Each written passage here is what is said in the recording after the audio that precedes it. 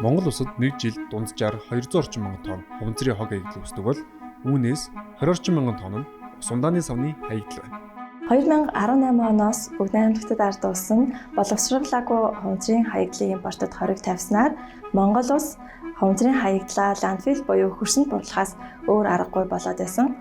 ПЭТ төрлийн хуванцар ус ундааны савны хаягдал нь 500 орчим жилийн турш хөрсөнд хадгалагддаг бөгөөд тус хаягдлыг дахин боловсруулах нь хүлэмжийн хийн ялгарлыг 71%, цахилгаан усны хэрэглээг 70 орчим хувиар бууруулдаг байна.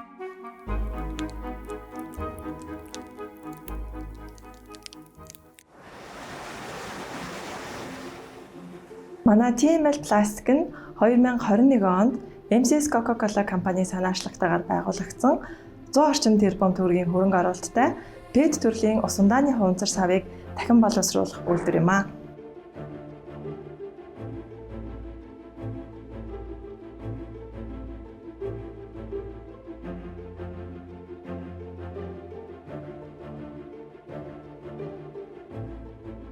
TML Plastic хуванцар сав дахин боловсруулах үйлдвэр нь ПЭТ нэг төрлийн ус ундааны хуванцар хог хаягдлыг дахин боловсруулж ПЭТ үрлийг үйлдвэрлэдэг байгаа.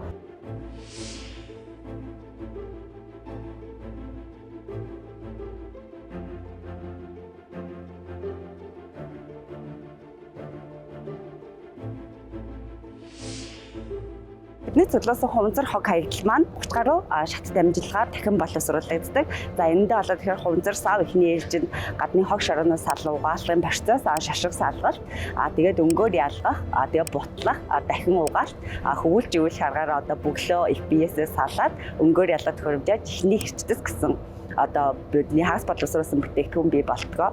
За хэрчдсээ бид нар Австрийнхаа Ирема шугам руу оруулаад өндөр температурт хайлуулж тавсжуулаад тэгээд тэрийг цовж хэрчин эцсийн бүтээгдэхүүн болох үрлээ үйлдвэрлэн гаргадаг байгаа.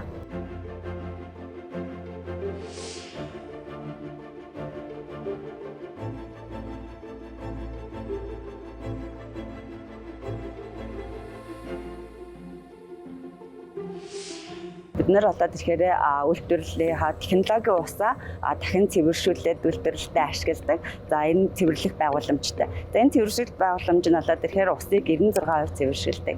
Мөн уурын зуухны халаалтын юунда яндангийн утааг 90% цэвэршүүлэх хүчин чадалтай яндангийн шүүгчийг мөн сулгасан байгаа.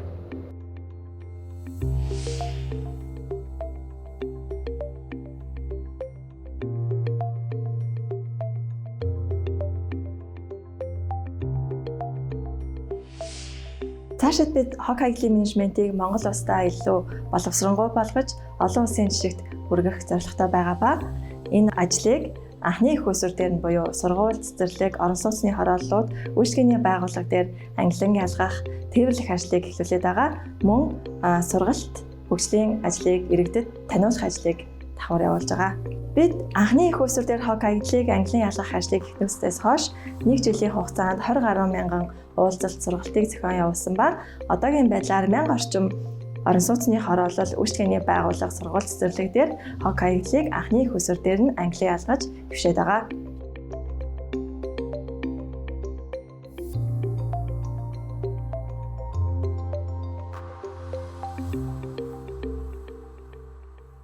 Үйлдвэрийн маань нэн чухал тулгамдсан асуудал нь болоод ирэхээр түүхий идээдэг.